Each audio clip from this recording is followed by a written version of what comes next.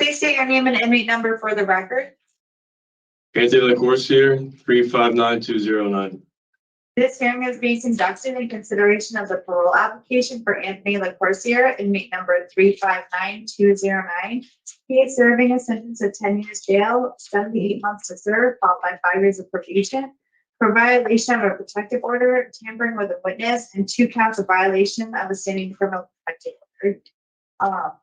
As of today, records reflect the parole eligibility date of January 8th, 2023. There is victim input in this case.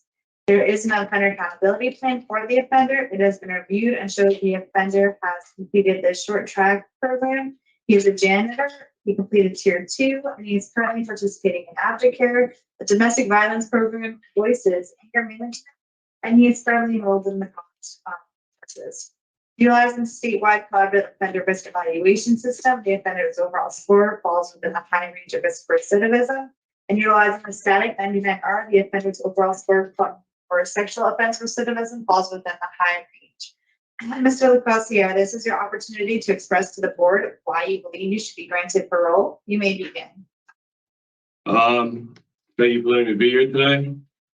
Personally, I don't really care if I get parole or not, because I only have 14 months left. I'm sorry, did he say he wants to wait? I didn't say I waive. I said I appreciate being here, but I really don't care if I get parole or not. You guys can do what you want. Oh, okay. I'm sorry. He said He said he doesn't care. he doesn't care if he gets paroled today because he only has 14 months left to his sentence. Do you want to go forward with your hearing, Mr. LaCourciere? Sure, let's go forward with it. I'd like to hear what the victim has to say.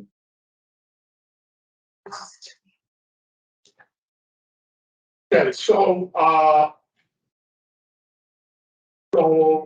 we as a board have some questions, right, that we would like to ask you.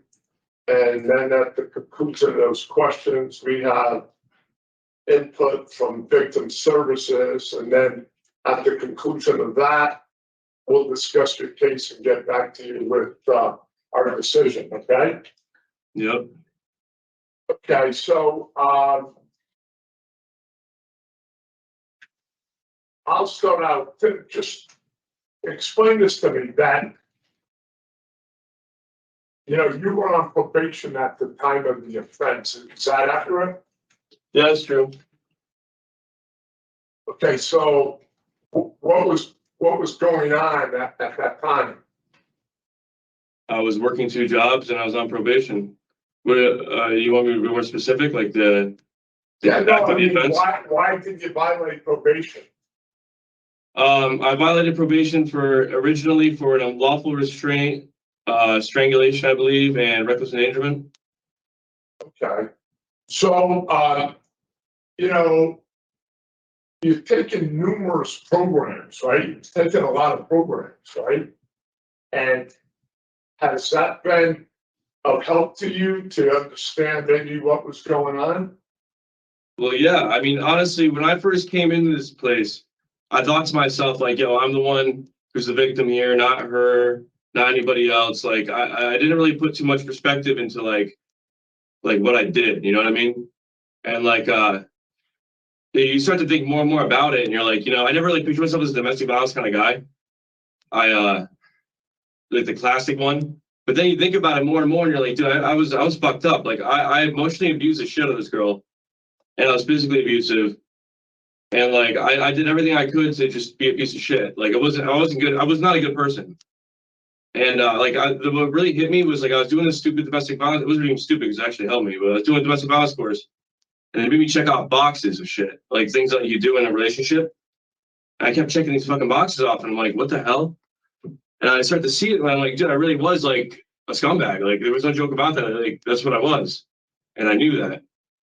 And it made me more aware of it. So it's like I can't go back in time and change the things I've done. There's no choice. What I've done is what I've done, and it is what it is.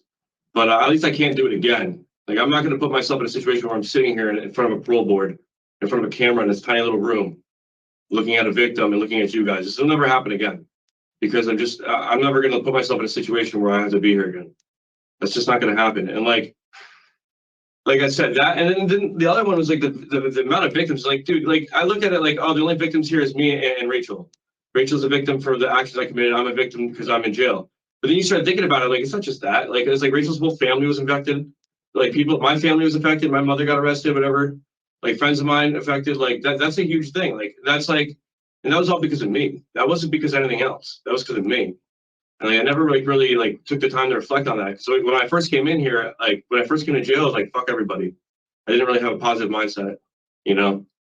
But like, if I could say I took anything out of this place, like being in this jail, or not this jail, but being in jail in general, it would be, I've become definitely more aware of like how bad of a relationship person I was. And I've definitely become more aware of the impacts I make on others. Okay, so, yeah, because, you haven't received any tickets since you've been incarcerated, right? No, I have no tickets. Yeah, as I stated before, you have taken a lot of positive programming. And you don't have a significant problem with, drug history, right? No, I mean, I have a medical marijuana card. I mean, that's not really it's like I was Yeah, doing heroin. so, those are all positives. In the past, you talked about, yeah,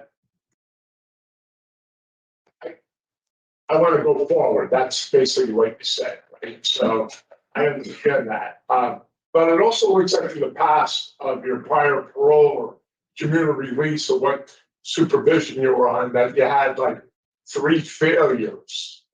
Is that accurate? You're talking about failure, like dirty urines? Yeah, it's looking at your.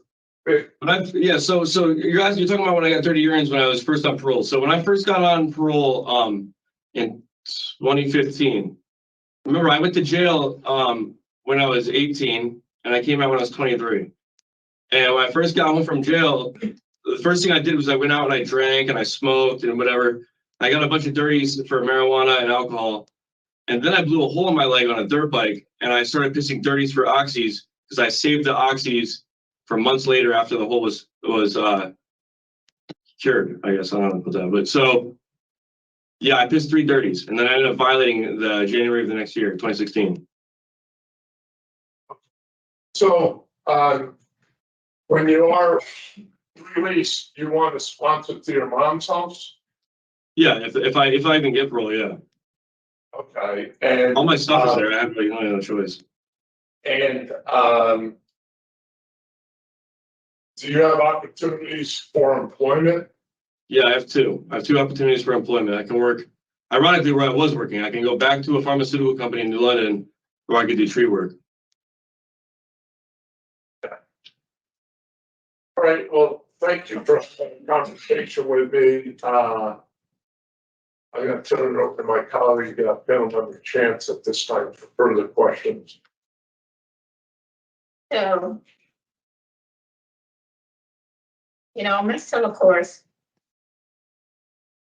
I appreciate you acknowledging the person that you have discovered that you are, in terms of saying you didn't realize that you were a domestic violence abuser until you were actually in the class. Yeah. So I appreciate you saying that because it's an important factor. I was reading an evaluation from one of the classes that you took, the sex offender program. And initially, when you started out, you showed very little interest, but as time went on and you started reviewing the material, it was an eye-opener for you. You started making some changes. Yeah, that class was, honestly, it didn't have anything to do with sex, but it was mostly like, it made me recognize like risks. Like, it's like, you put yourself in a situation where you're with someone and like, you see these red flags or whatever the case may be, even if you're the one that makes the red flags. Like, I'm not necessarily saying that she gave me red flags as much as I did things that were fucked up. And instead instead of like addressing myself, I just let it keep going. And that was the problem. And it's like, I could have stopped myself. I could have been like, you know what, dude, you're acting crazy. Like you're putting this girl through hell. But I never did that. Like I just kept fucking going. And like, I don't have an excuse for that. Like I can't sit there and say I didn't know because I knew it. It was obvious. It was like everyone saw it. You know what I mean? But that class kind of like made you open your eyes to like what risks are in situations of that. Like in this situation, obviously it's domestic between me and Rachel. It's like I had several of them, and I just ignored it. Right? And you just not call the victim's name. you just not use their name, sorry. It's live stream. We try not to just use the names. You just not say Okay, the name. all right. I won't use your name. I'll just say victim. It's I'm fine. sorry. Yeah, I'm sorry. No, you're good. That's cool. That's fine. That's cool. Whatever. But yeah. So between the victim and I, it's like I had several flags, and I just ignored every single one of them. And that class, like I said, it really had nothing to do with sex. It mostly had everything to do with like putting yourself in risky situations and then either addressing them or letting them go. And I wish, honestly, like I said, I can't go back in time. And like I can say sorry all I want, it doesn't change shit. Like it doesn't do anything. So it's like all you really can do is just move forward without it, and hope to God like I learned from this situation and utilize the tools that I got in here to never get put back here. I don't want to put anybody else through what I already put her through or anyone else. Like it's not cool. Like it's not even So me. what I'm gonna ask you is to identify some of those tools that you learned. And just give me an example of how you utilize one of them. Yeah, I can give you one. So one of the tools I learned, like I mean, I guess I kind of knew it, but I never used it. Like, for example, let's just say I'm in a relationship. Let's just say my past relationship, and like this person's acting in a way that makes me upset. Now I can be an asshole about it, which is what put me in here. That didn't work.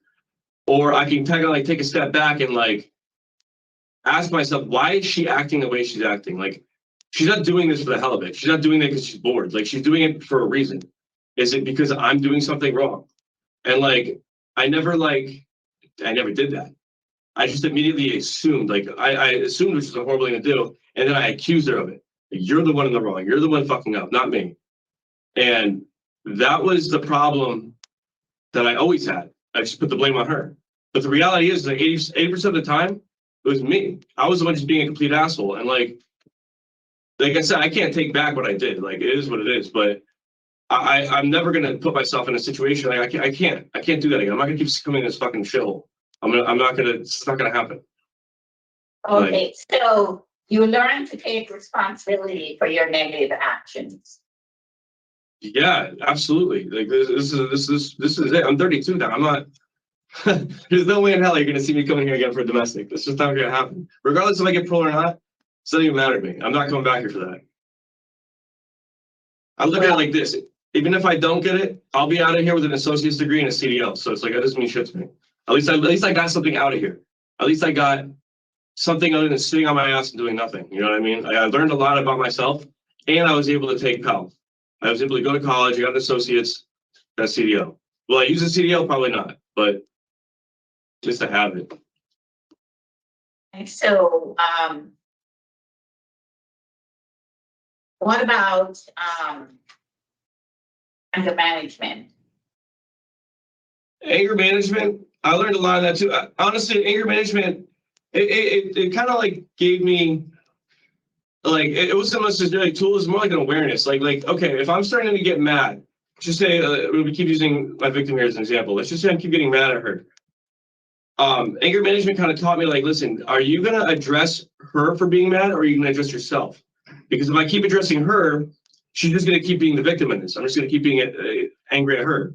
But if I can catch myself from being like going stupid or crazy or whatever, that benefits everybody. Not only does it stop her from being a victim in a situation, but it also stops me from getting screwed over. It's best to just walk away. Like, I wish I walked away a lot more.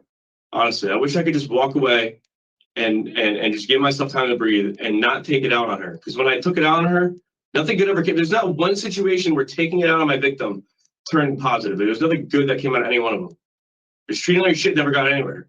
If anything, that started more arguments. There's more and more and more arguments, and nothing good came out of it ever.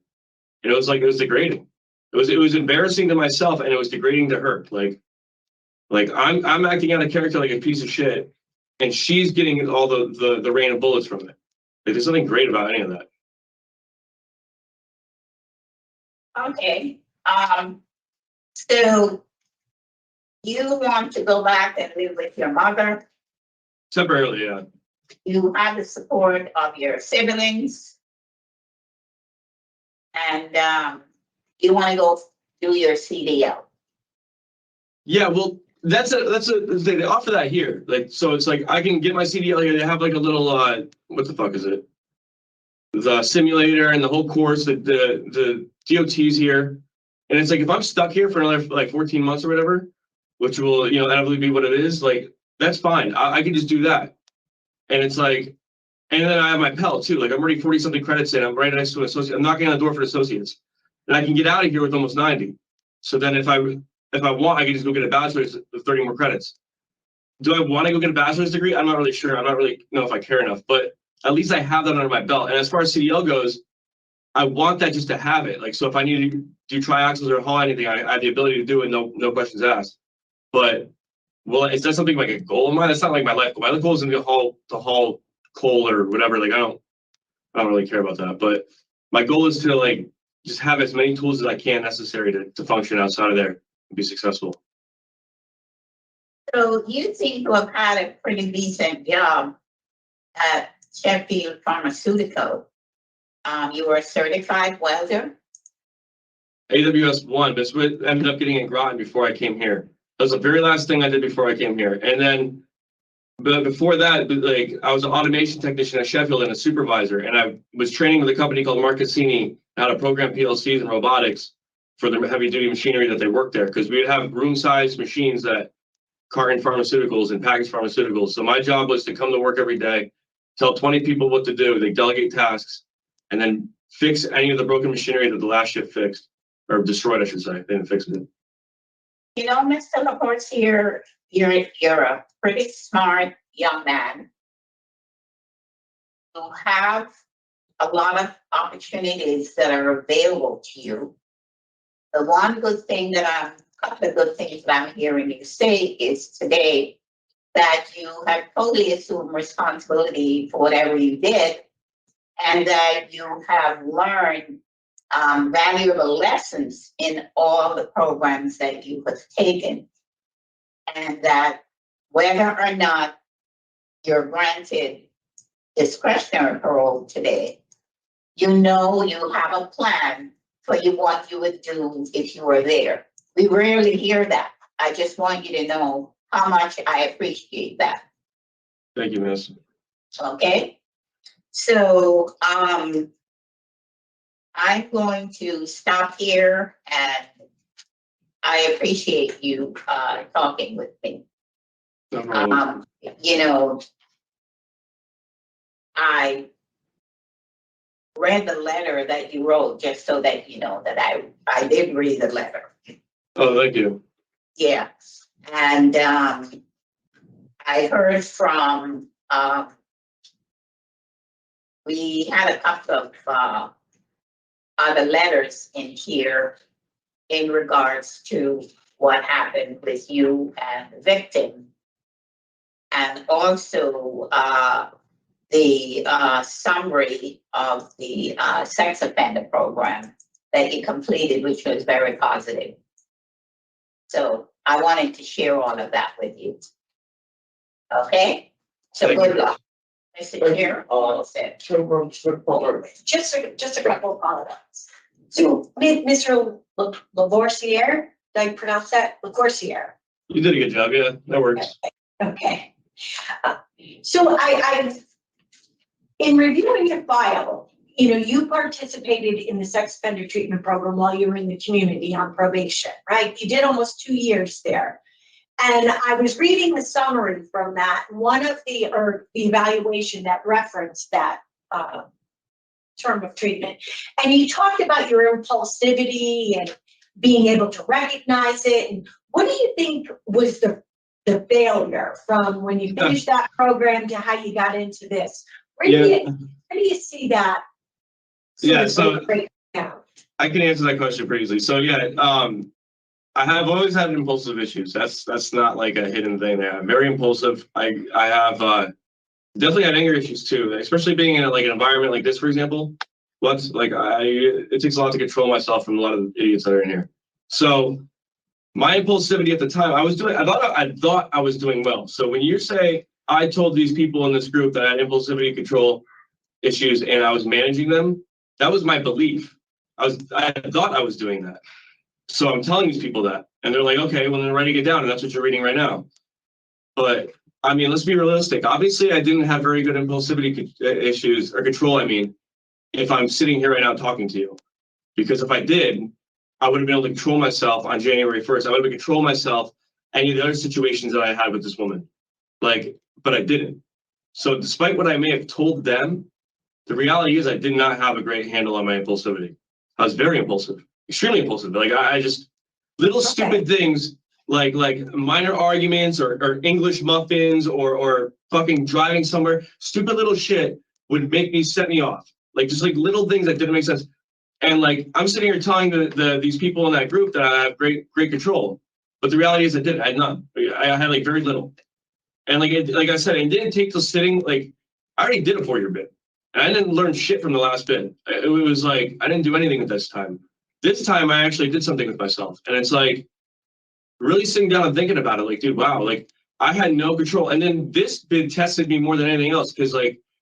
No offense to the inmate population, but there's a lot of fucking messed up people in here. Like they're ridiculous.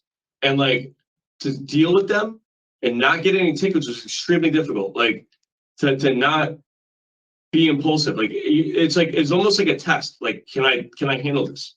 Because they're not exactly winners. I'm not a winner either, don't get me wrong, but being around these people was very hard. And like regardless, I didn't really become aware of how much control I never actually had until I dealt with this shit. And I was not aware at all. Like I was just And like, when you say, I thought I was an angel and I wasn't. Sorry.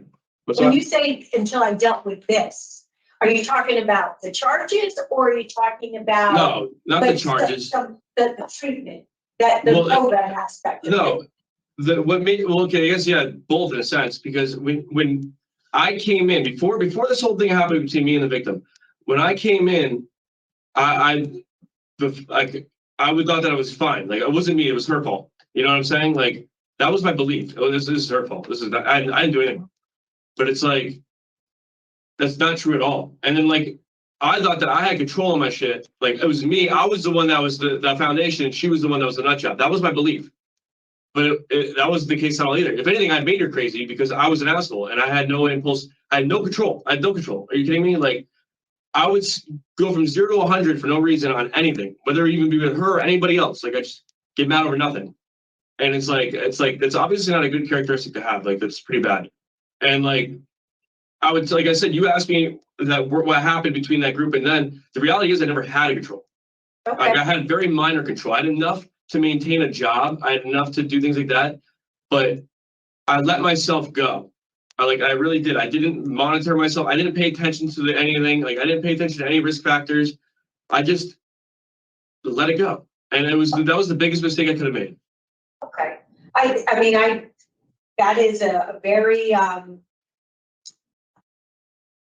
great explanation of what was going on within that time frame for you. And how it dovetails into what you told my colleagues that you learned through, or what you've been able to recognize through about your behaviors through the programs. So what is your plan going forward to manage your impulsivity, to manage your anger, to, I don't know, keep it in check? Do you have some plan to continue some sort of programming in the community? I mean, I would honestly, yeah, I don't like I said, it doesn't mean shit if I get pulled or not. If I go home or in a week, if I go home in 14 months, the reality is, despite that, I still don't want to be back here. You know what I'm saying? And it's like, I can easily come back here. It's not hard to come to jail. And I don't want that to happen. So yeah, I mean, I do. I need to keep a support system. And whether it be I know I'm going to do domestic violence regardless again and whatever. But it's good to have someone to talk to catch me. Like, to not catch me, but like put me in check. Like, bro, you're acting crazy. whether it be from a clinician or a family member or a friend or whatever the case may be. It's good to have that, because if you don't have that, like, I've had impulsivity for a long time, so it's not like something you just drop. You don't just drop something. Like, you're addicted to cigarettes for 10 years, 15 years. You don't just stop in a day. Like, you sitting on impulsivity. If you had a natural behavior, it's a natural behavior to me, being impulsive. If I don't know how to stop that, I can't just stop being impulsive in one day. That's the reality. I'm learning to maintain it, granted, but it's always good to have an extra support system out there, no matter what.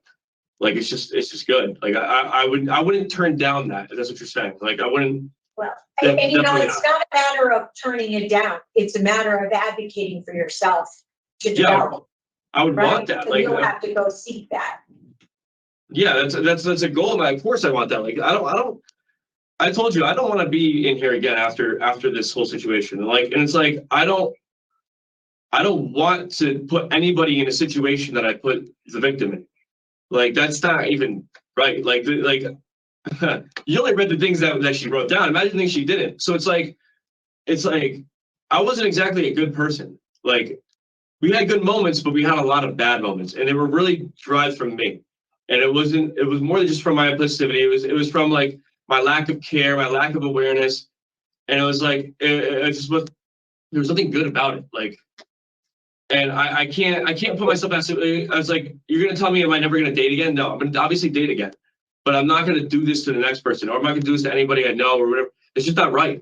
It's just not right. Like, it's just, if I go back and, like, you can't tell me I've never done this. If I lay in bed, sometimes I think about all the fucked up things I've done in my life. I'm like, bro, like I deserve more time. Let's be realistic. I probably deserve more time. And it's like, I just don't, I can't do that again. Like, it's not right. It's just not right. Like, I'm not gonna go into detail, but it's just not right. There's nothing good about what I did. Like, So when you talk about relationships in the future, have you thought about what is a healthy relationship and how do you make that? of course, I thought about a lot of things. I thought about like future relationships with future people. I thought about what I could have done differently in my past. I thought about a lot of things. Like, I don't ever want to be put in a situation where I have to hurt somebody else to get to make a play. There's no reason for that, because the reality is I could be wrong myself. If there's an argument in place, I'm probably wrong. Like, that's just the thing. And like, I'm blinded by my own anger in those situations, and like, I take it out on them, and they're right. They're sitting here telling me, like, yo, you're being ridiculous over nothing, and I'm not listening. I'm blaming them, and they have nothing to do with it. And like, that's gonna happen again. Whether, doesn't matter who I be with, like, whoever I'm with, it's gonna happen again. There's gonna be a situation where we don't agree on something, and it's up to me to take a step back and just listen to them. If you just listen to them, it's better than just treating them, because that can't happen. Mr. LaCourtier, you understand that there's a protective order in place until 2099, Oh yeah, I know. I violated it. They told me. and right, and it's still in place, and then you're still required to be on the sex offender registry until 2025. Yeah, February. Okay, all right. All right. Well, thank you for continuing the discussion. Right, Mr. Chairman. So at this time, we'll turn the conversation over to Office of Victim Services for victim. I'm sorry? You just remind him to not speak. Remind him that he cannot interrupt the victim. Yeah, so when we hear input from the victim, we just gotta listen, right? Okay. No, they don't talk, right? He's just. Yes. Yeah. All So right, thank you.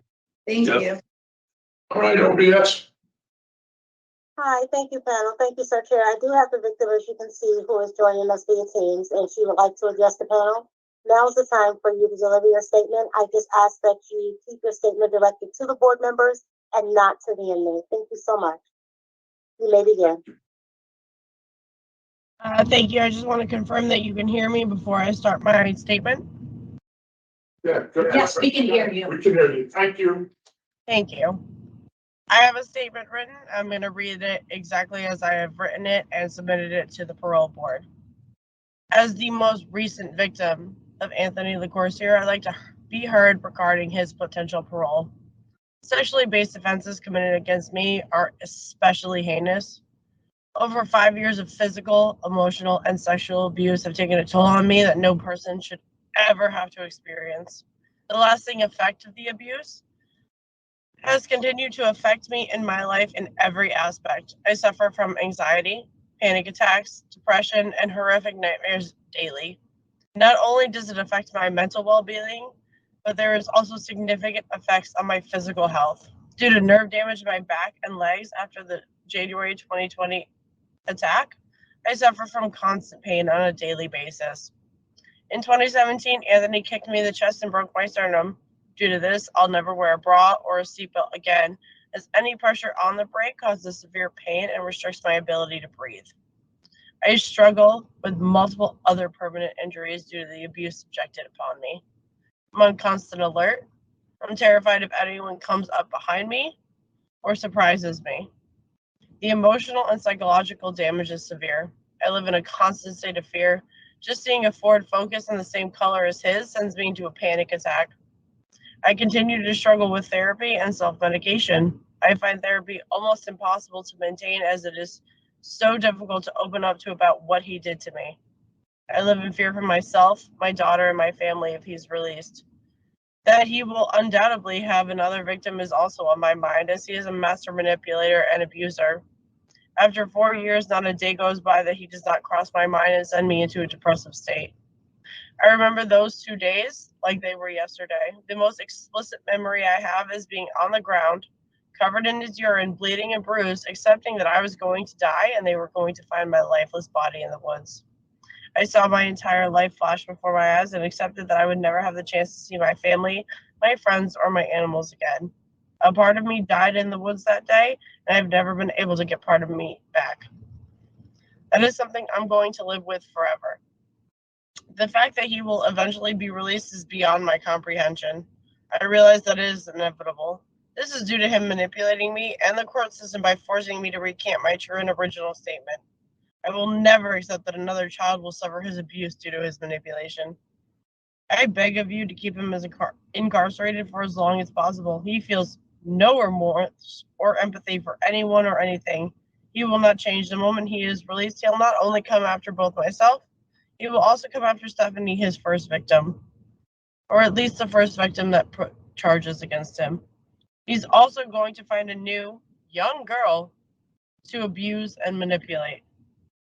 You as the board have the ability to keep him incarcerated. It is your responsibility to protect the female children and teenagers that he will undoubtedly come after and force himself upon. For once, hold him accountable for his actions. You have the opportunity right now to protect innocent women from this sociopathic, narcissistic pedophile. And I beg of you to do so. Thank you. Thank you. OBS, is that it, OBS? Yes, that's it. Thank you, Sir Chair. All right, so just a few moments, we're gonna discuss your case and then we'll get back to you with our decision. So, for me,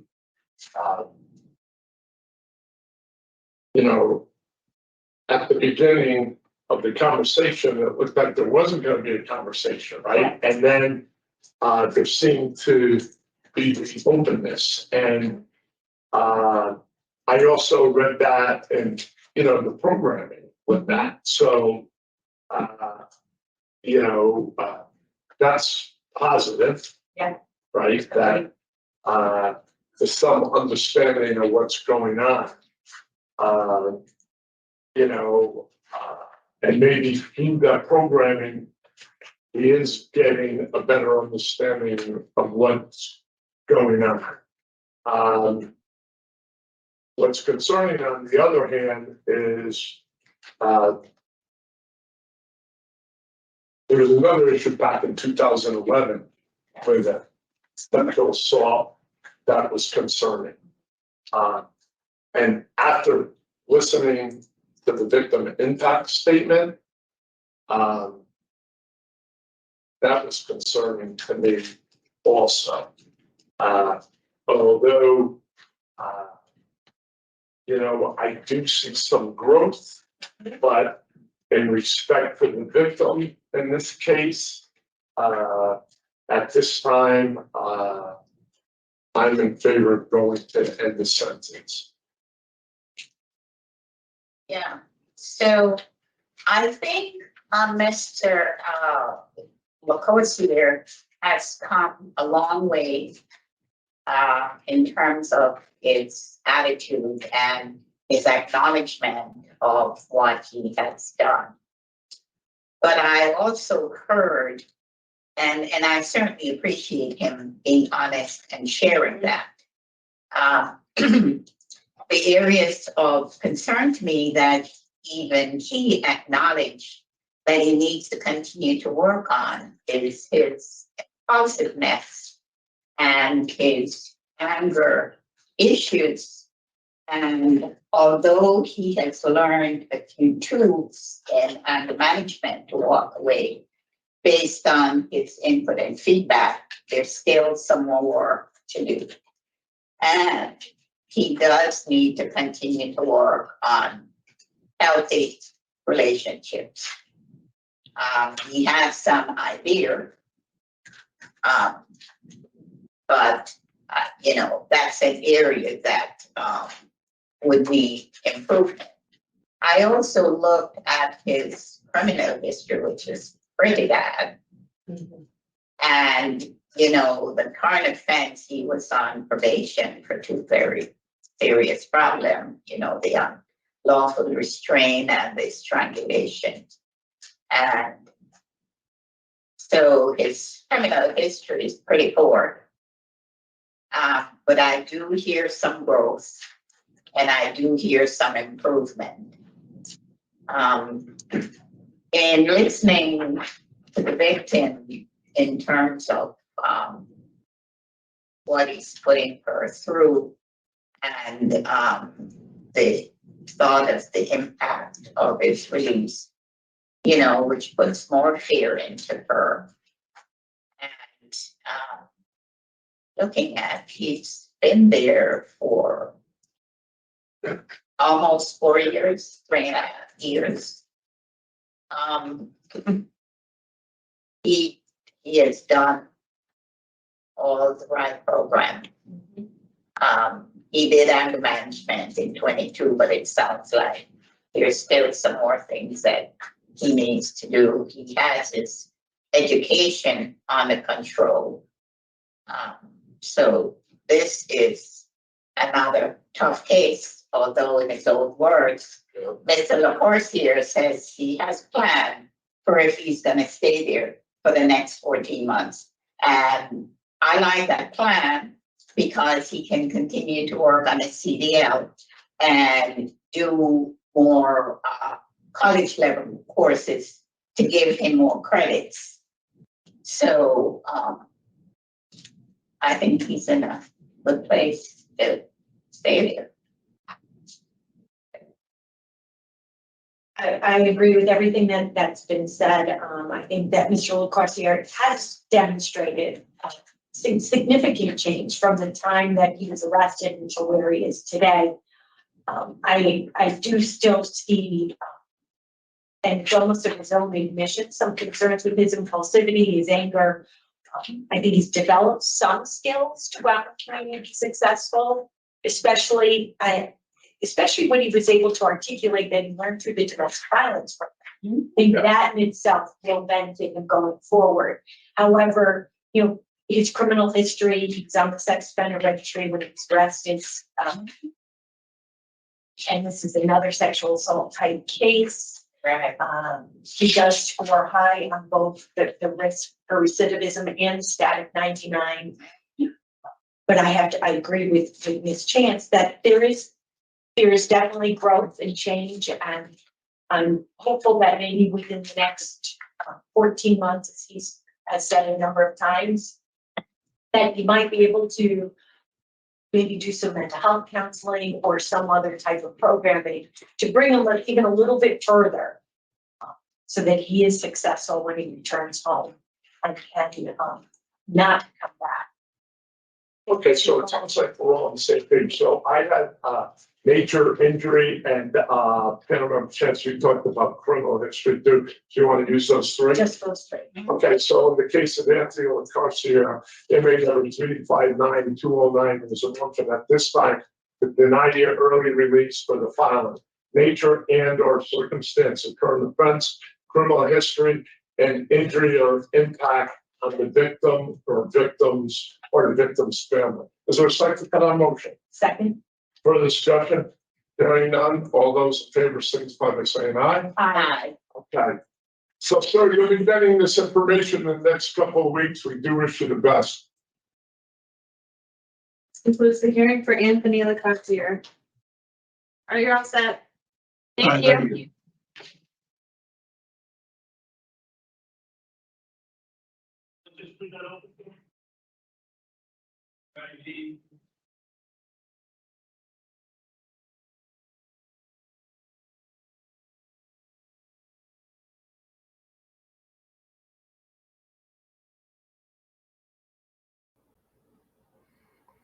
What did we just watch?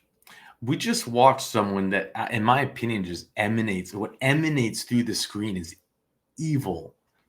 The definition of evil. I mean, he starts off his parole hearing just trying to get the upper hand. It's like manipulative. You know, I don't even care if to get. I'm getting paroled anyways. Like, really? And then he's cursing throughout the entire hearing, and the board does nothing to admonish him, nothing to remind himself that he's sitting there having his parole hearing. Show some respect. It's going to take a while to get to know these parole boards. It is. So I'm not going to make judgments so quick, but from what I just saw, that is disturbing. I mean, can you imagine the Louisiana Board of Paroles allowing someone to curse his way through a hearing? What did we just watch? And then they were actually at the end talking him up. He's showing maturity. He's gotten a lot of growth. And it's like, what? Growth?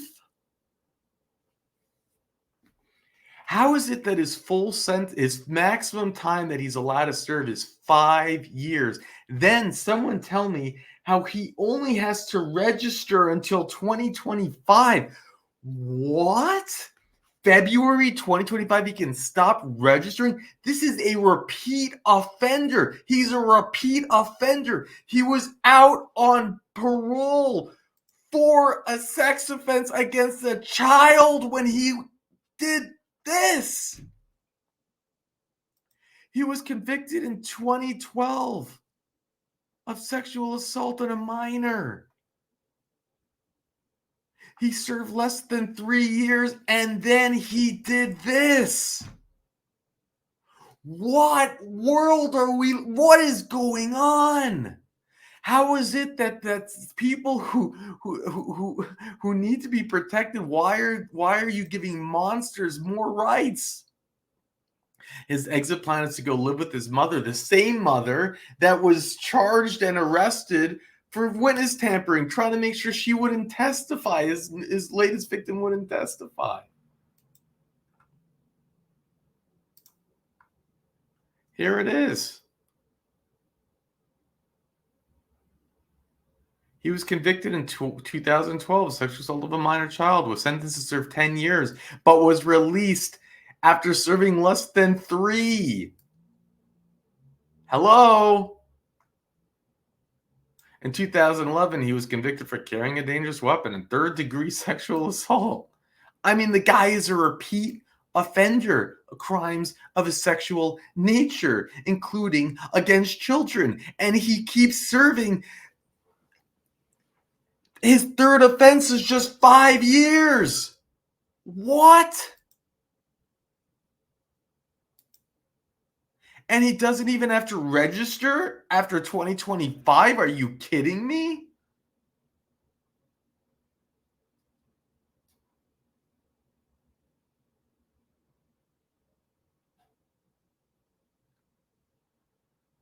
Someone make this make sense.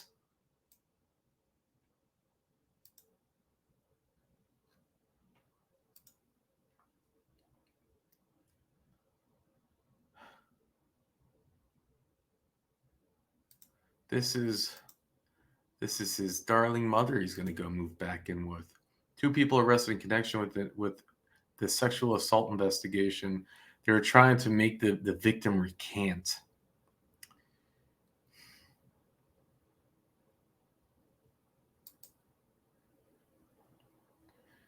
I mean, you heard what damage he did to her. How is that possible that he would get just 5 years? How?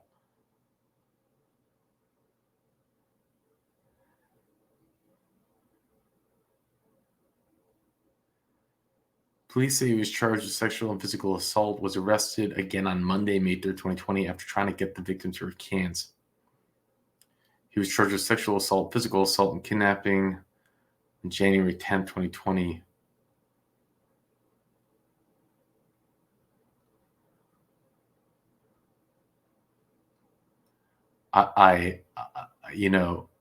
This system is so broken. It is so broken.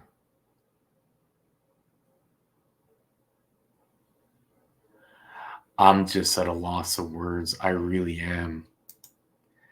And then he gets up there and he makes a complete mockery of the system with his language, his body language, his everything. And they get up there and they coddle him like a little puppy dog.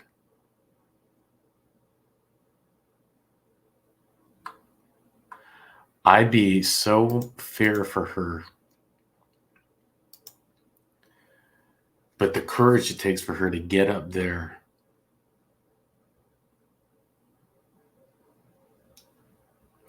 there are just some things that us normal people, us sheeple will never understand, right?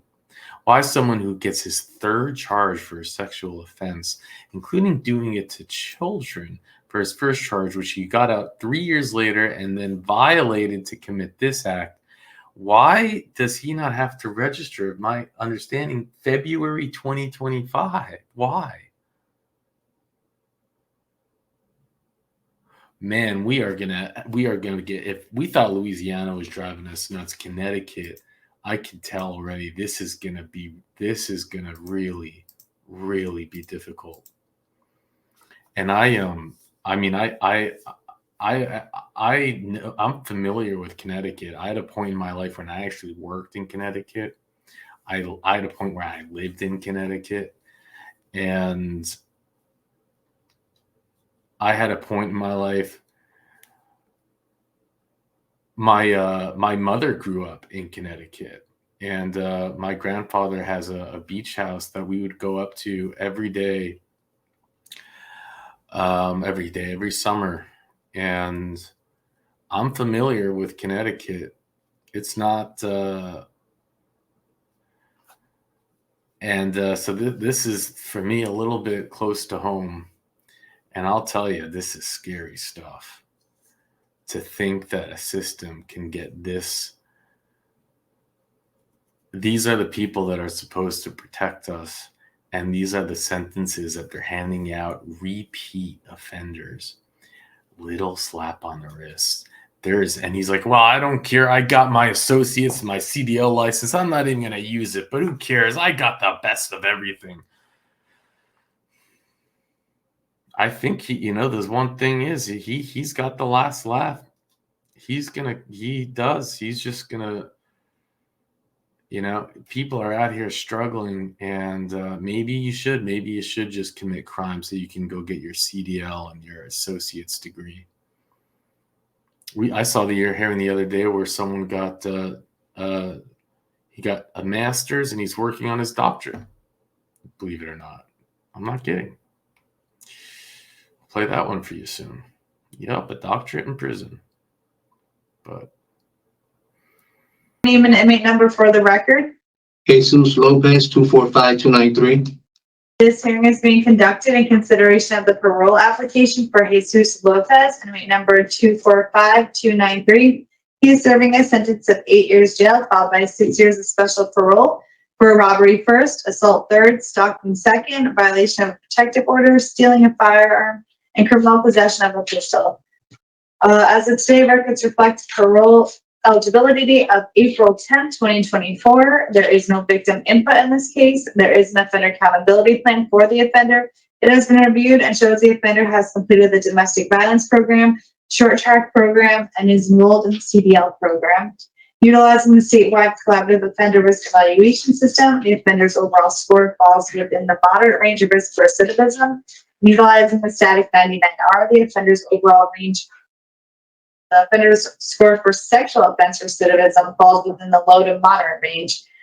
Mr. Lopez, this is your opportunity to express to the board why you believe you should be granted parole. You may begin. Yeah, I feel that I should be granted parole. I think as I'm older now, my age now, I think my mentality has grown a lot. I think I've matured a lot. Honestly, I never had parole before. You know what I'm saying? I got a lot of opportunities waiting for me out there. I got a good family support. I do regret a lot of the things that I've done, the paths that I've chosen. I do regret. And I take full responsibility for and accountability for, you know what I'm saying, my crimes that I committed. And I am sorry for any harm that I caused against any of my victims.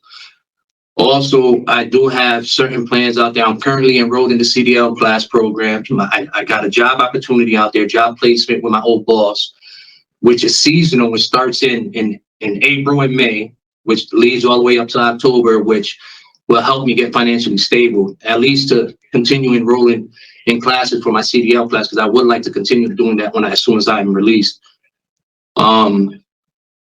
That's about it. And if I am given an opportunity to go out there, you guys will not hear from me again. All right. Thank you very much for that. We as a board have some questions that we have prepared that we would like to ask you. And then at the conclusion of those questions, we'll discuss your case and I'll give you our decision today, okay? Okay.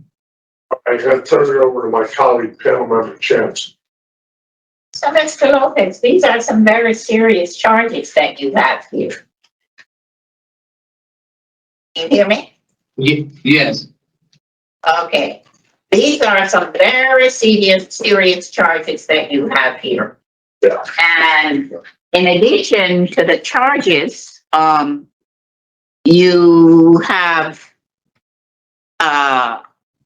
your last disciplinary report was, like a year and a half ago for fighting.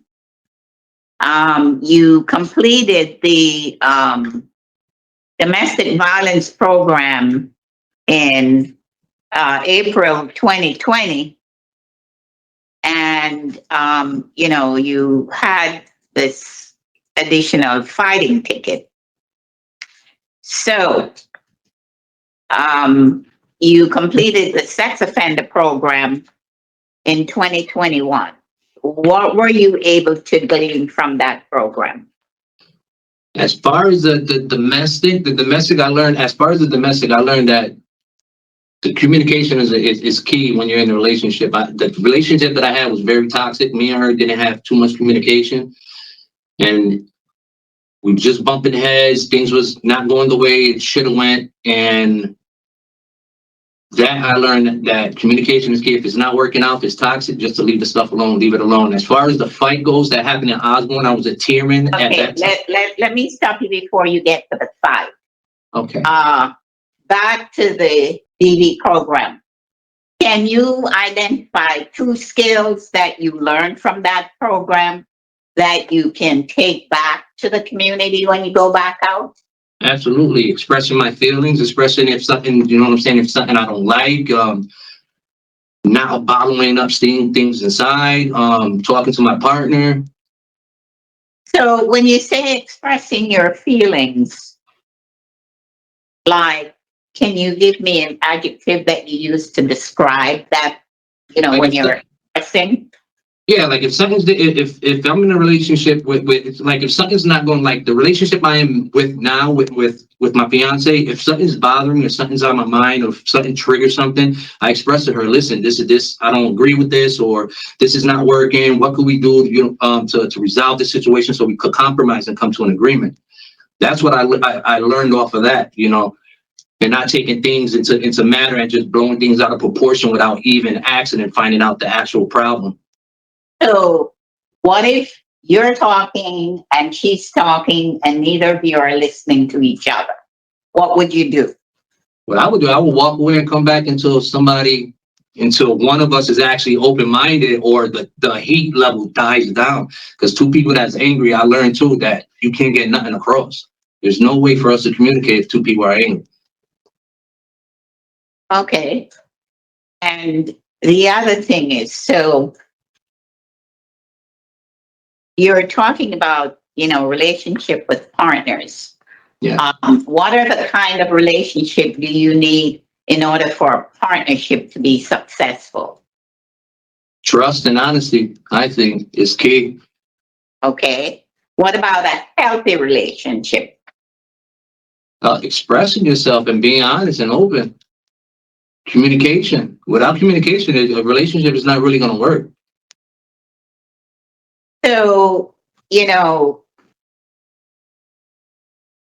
so when I was thinking of healthy relationship, I was thinking about, listening to each other, Absolutely. doing positive things together, hearing what she has to say and, be able to offer or listen, in a sympathetic way and say, I hear what you're saying. And even though you may not agree with it, you can say, I understand. What can I do to support you? Do you understand what I'm saying? Yeah, absolutely. Expressing yourself and coming to an agreement. That way that stuff won't occur again. Somebody got to at least come to an agreement and be like, yo, this is not working out this way. Let's try to figure out something better in a better way. That way it'll actually work.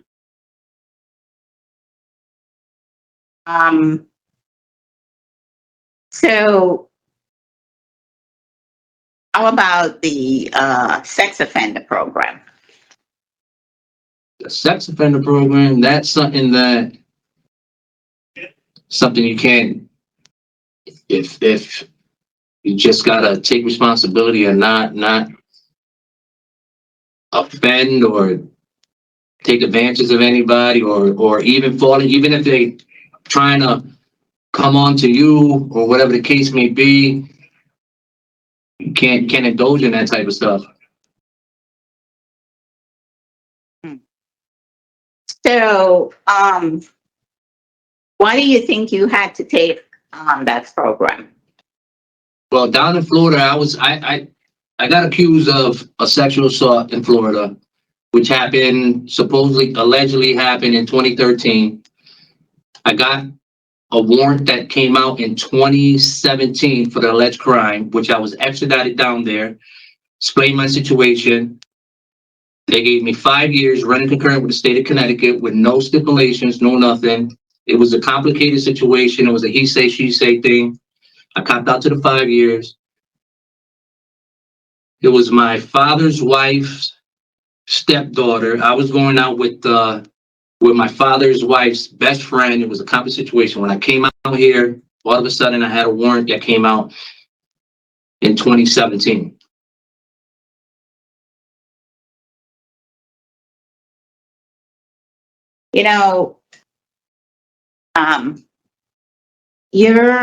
Your understanding of, you were charged in 212 with that.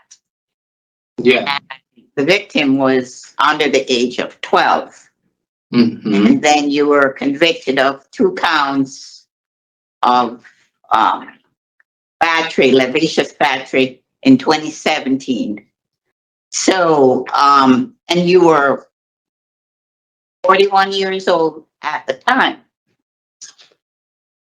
So why wouldn't you think that the age of the victim was not appropriate?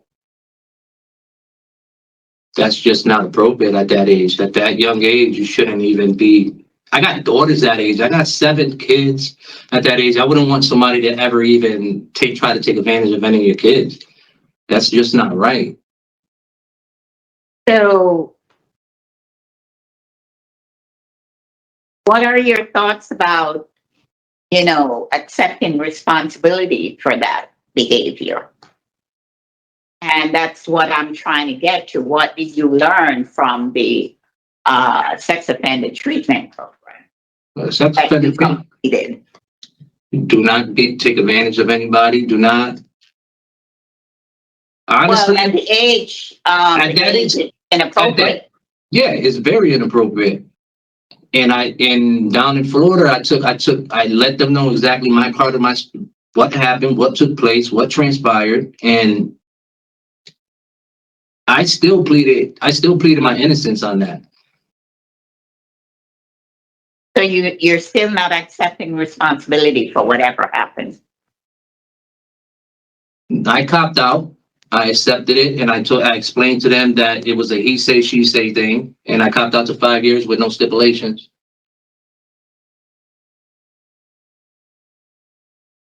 I didn't agree the findings and the outcome that came out in Florida, honestly, the way things transpired. Yes, I'm wondering if you had put any thought into your age versus the victim's age. Absolutely. And what did you, what were the results of those thoughts when you thought about, what the victim said happened at her age and what you thought about it at the age you were at?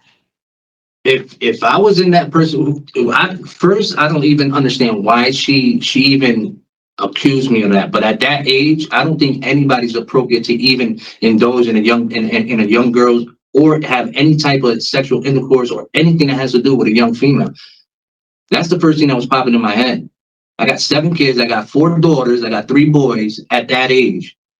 My youngest is 14 right now, and there's a big thing still going on out there with my family and my father and that whole situation that we're trying to still resolve right now. We're trying to fix right now. Me personally, I don't think it's appropriate. It's not right. It's just not right. Yeah. So if and when you go back in the community, Yes. do you think it's appropriate for you to participate in the sex offender treatment program? Honestly, I don't think I need that. I really don't. I don't think I'm that type of person. I don't think I'm one of those a person that seeks kids or tries to get any type of gratification off of that. I wouldn't want nobody to even look. I'm so against that. I don't. If my kids were even in a situation like that, that'll really bother me. And So, I have a very good rapport with all my kids. It's the first time I was ever accused of something like this, which it does bother me, and I feel it hurts. It bothers because it's coming from my own family member. And I'm speaking the truth. I'm not trying to tell you what you want to hear. I'm not trying to tell you a story. This is what's been on my mind. This is what I'm feeling. I'm trying to express myself and let you know exactly what's on my mind and how I felt about this whole situation. so when you were contacted in August of last year, Yes. they did explain to you Mm-hmm. the purpose of the evaluation and what the possible outcomes. Yeah, you talking that it wasn't that I think it's called connections or something. Right. Yeah. Right. And I explained it to the lady too. And I told her honestly, the same way that I'm expressing myself to you guys, I expressed myself to the lady that interviewed me and some guy that was with her. And so, in terms of what they did, they did indicate that you are an appropriate candidate for the community-based sex offender treatment. I mean, if I'm stipulated to take it and I have to, if you guys do grant me parole, I will take it. I will definitely take it. So I'm giving you the results of what I read is Okay. that they did recommend treatment. Okay. And what? Okay. Yeah. So, it was a little bit concerning when you had previously completed the facilities Mhm. program, and it doesn't seem as if you got anything out of it. On the Because package, you said you did not accept responsibility for the sexual offense. So that tells me then that whatever else came after that, it didn't apply to you. well, as far as committing the crime, I didn't agree with the findings in Florida. I expressed myself at court. I expressed myself even in the class. I expressed myself. Even on the packets, I completed all my homework, all my packets, and I expressed to the facilitator the same thing. What I'm expressing to you guys too.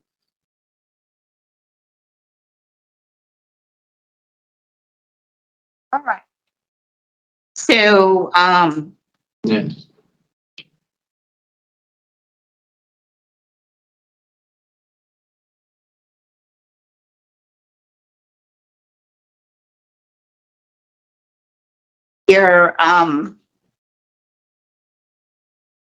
your plan is for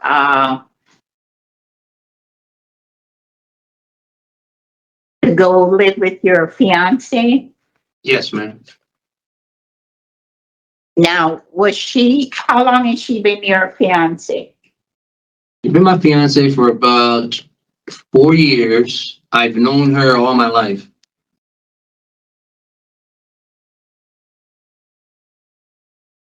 And tell me what your release plan sounds like. Well, my plans is I'm currently right now. I've just renewed my license. I'm currently enrolled in the CDL classes.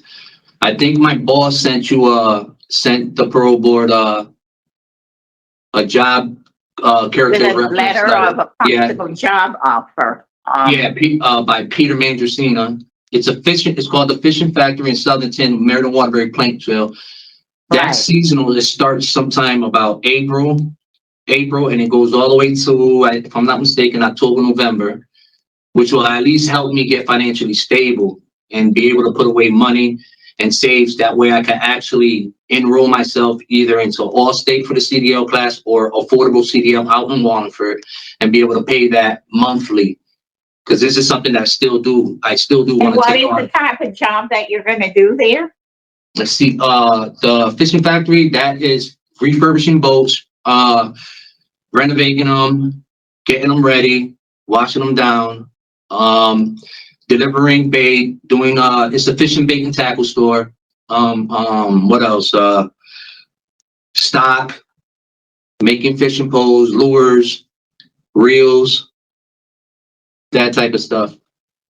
So you get the boats ready to go fishing. Excuse me? You get the boats ready Yes. for people to go fishing. And we do the fishing license there and all that too.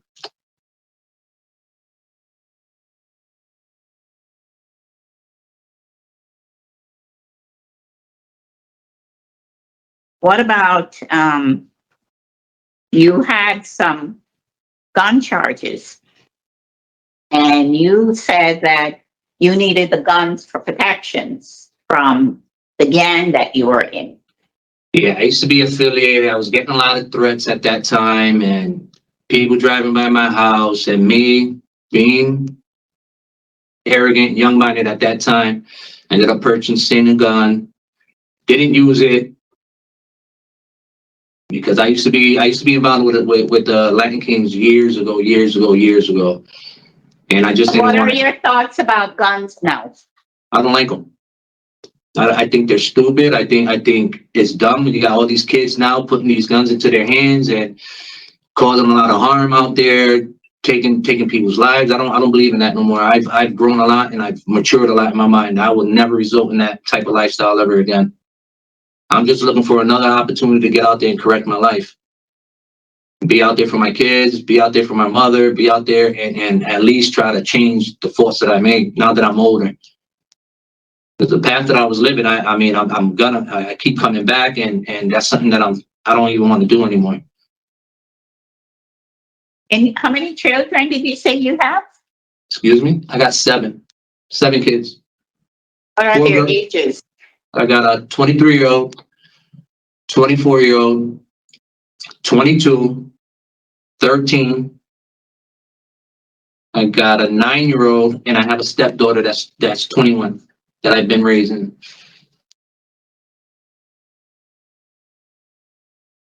Oh, Mr. Lopez, I really wish that you had expressed a little bit more concerns for the victims. In terms of, whether you agree or disagree, considering their ages at the time. Their ages, what are you talking? You talking about the case as far as in Florida?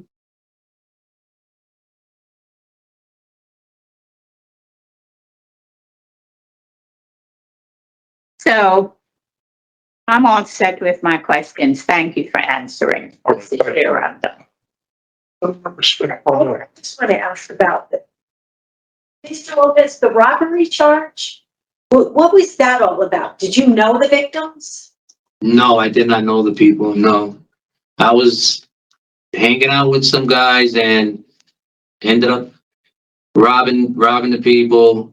I was involved with them. I ended up getting caught up in the middle of it. I take full responsibility of that by being involved in it, and I apologize for that, for any harm that I've done towards them, or if I traumatize them in any way. Okay, thank you. No other questions. Mr. Lopez, there's a couple of things, right? There's not a long period of time before your earliest, you could be released in April or October, but there's a lot of other things we got to do, right? So, because you have years of special parole to follow. So that's what my colleague was getting at, those questions to see what needs that you might need. And there's a couple other things. You got to register in Maryland with the deadly weapon registry. That's one thing. And then the other thing that's not clear how long is that sex offender registry too, from the information that I have. So, you got to get that stowed away properly too. And that's done too, through the state of, from the same thing with the state police. All right. So I bring that up because prior to your release, no matter what we do here today, you'll get information on what you need to do, right?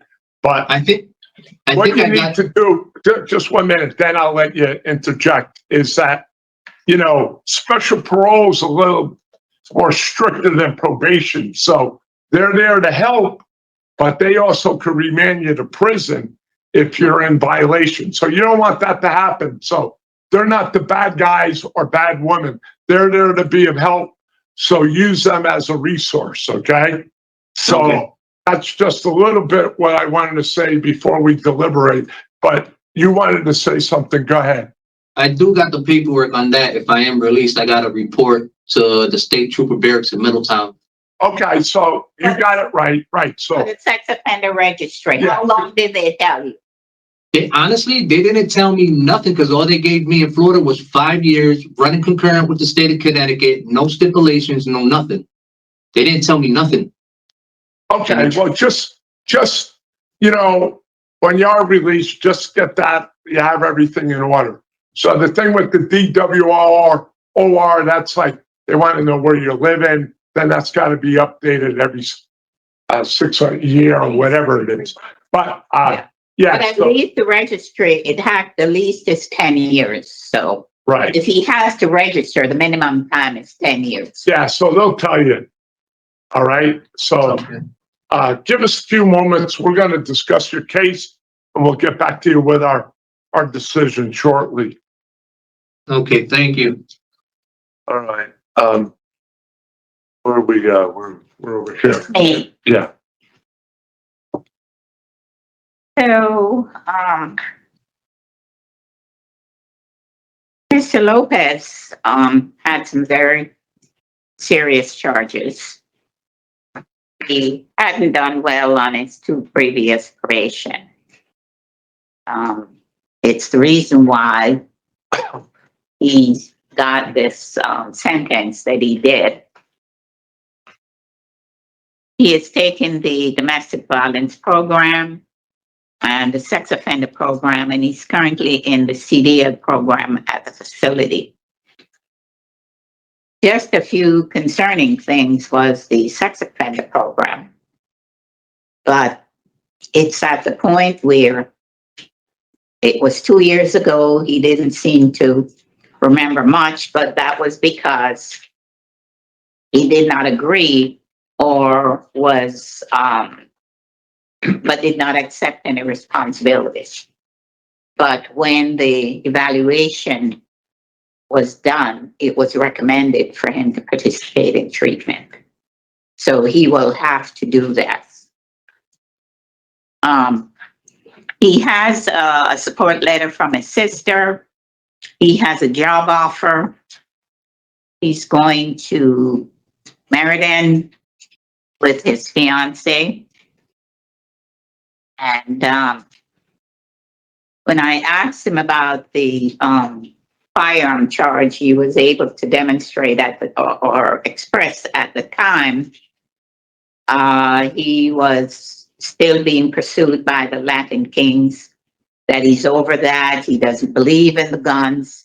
He thinks the young kids out there are crazy with what they're doing now, and I'm glad to hear him say that.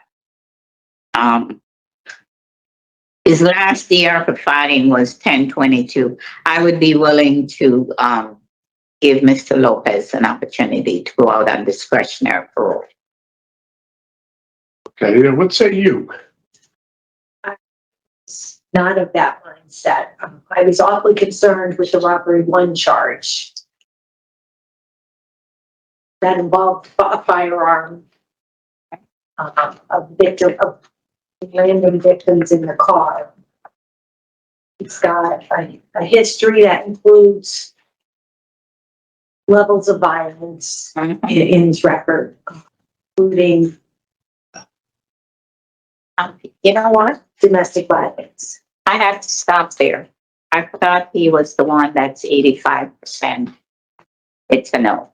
Yeah. Sorry. Yeah, he is an 8. That's what I was saying, the 6 I'm months. sorry. That's all right. Go ahead. That's okay.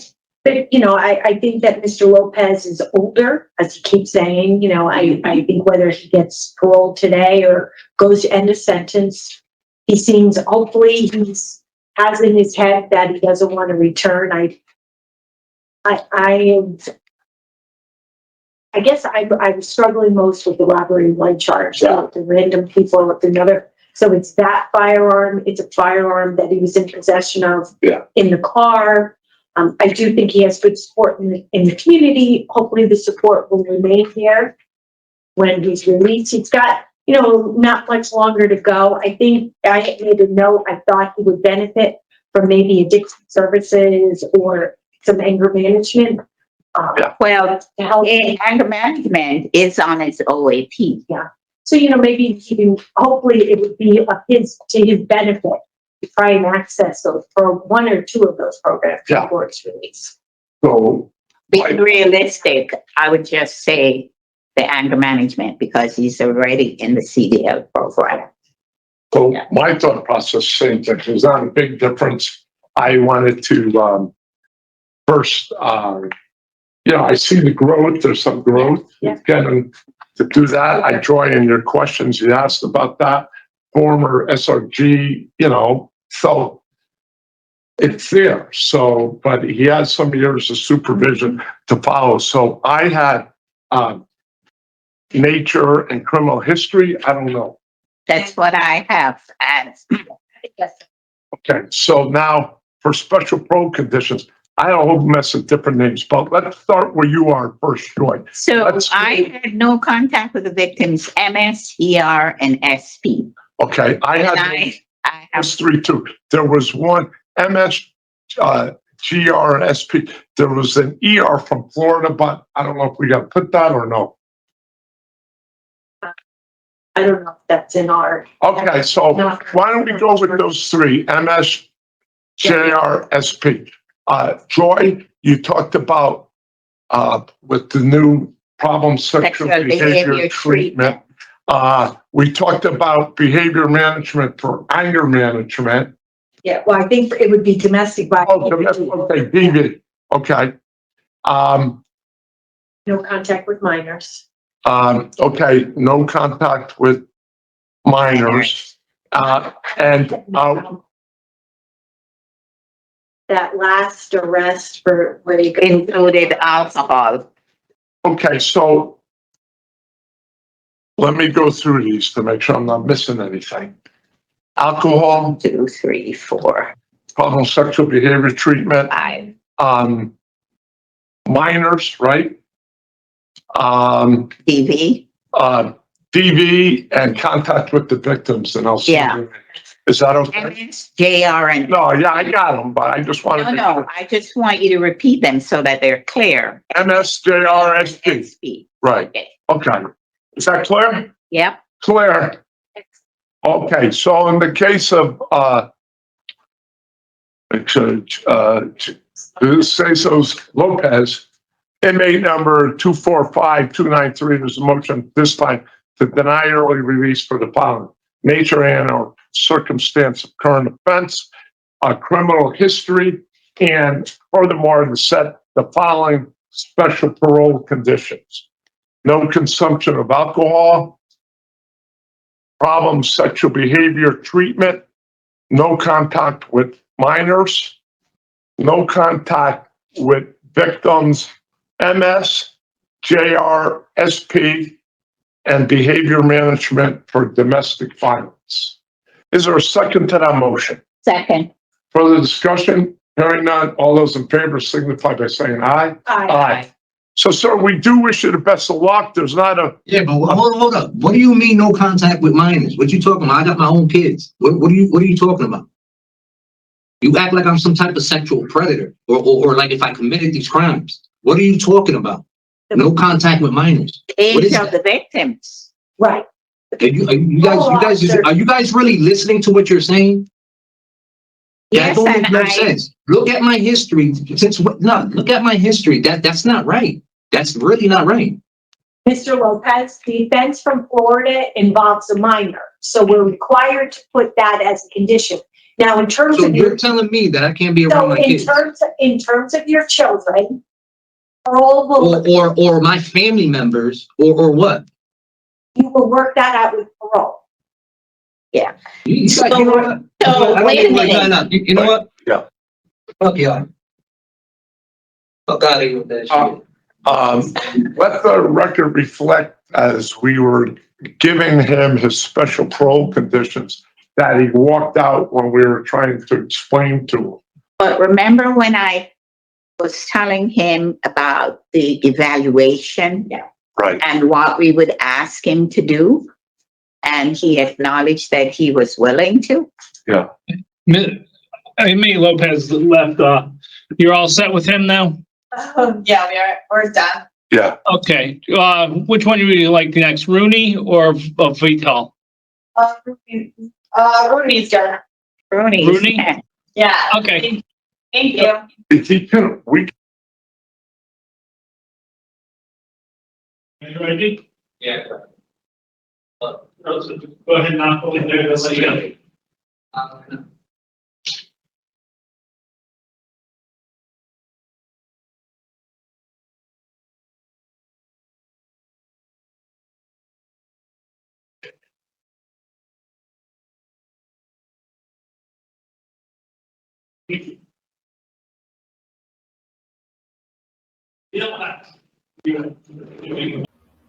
And when you think you've seen it all, you see it again. That was wow, what a real charmer there. I mean, I love that at the end the parole board said, let's put a note into the official record. I mean, there's just, what an idiot. What an idiot. It's funny. He could put on this whole little show just for a little bit, but then you see his temper. He has no control over it. How it's scary. And also just a short little, what he have, his full sentence is not very long, right? His sentence is 8 years maximum sentence. And so let's go through this article. Thank you, Richard. This is our prince right here. This was in 2017 when he was first arrested. So is facing criminal charges after police said they found a stolen gun in his car as after he crashed into a pool Friday night. So he's facing criminal charges after police said that they found a stolen gun in his car after he crashed into the pool. They responded to a report of a loud bang followed by power outage. Police said that they arrived. They saw a pool which had a transformer attached and that was damaged with numerous wires in the roadway, which made it hard for them to help Jesus Lopez, I can't recall.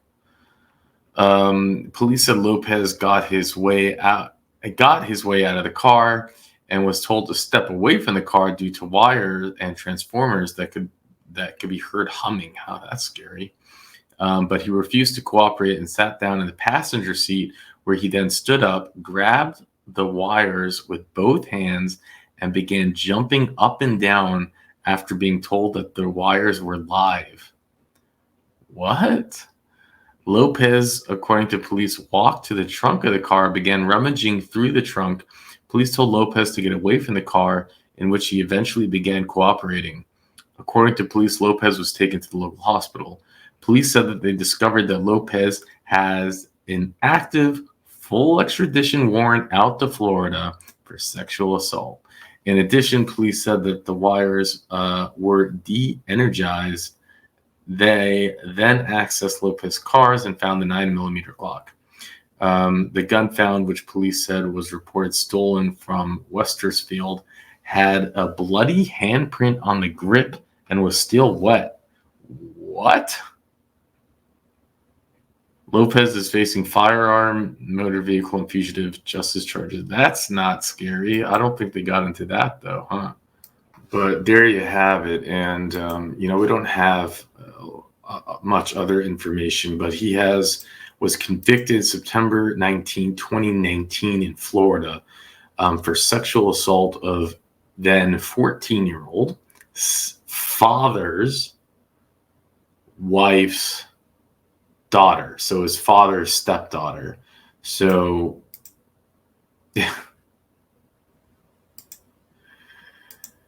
it's and he has a moderate static 9.9. I mean, I don't know how you get it's and he's in denial. We've seen this over and over and over again with people who do this to children.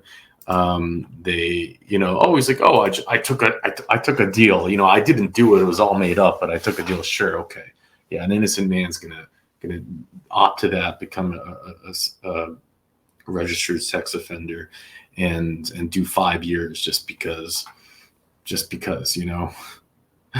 ridiculous. But we've seen that all the time, and he's still in denial, completely denial of that. So it was great that they brought it up, and then in the end there, when they're talking about no access to children, he just starts saying, but what about my children? I mean, they never said that. It's like, this wasn't his first time at the rodeo either. It just shows he's just his temper. He's just has no control. He definitely needs more programs. These hearings are intense. I have many more to show, and thank you, of course, Richard, for all the hard work and research, but it was very difficult to even decide which ones to show first, but there are many more that are, I would say, maybe just as shocking. So Connecticut definitely has one in store for us. We'll have to figure out how to do this cadence. Maybe it's more than once a week. Maybe we do it 3 times a week, to have these hearings. Maybe we do shorter hearings on Louisiana, maybe just 1 hour, and then about 1 hour here, versus the 2-hour Louisiana hearings. But we'll have to figure that all out. Please do leave in the comment section what method you would prefer. With that, I'll let you go.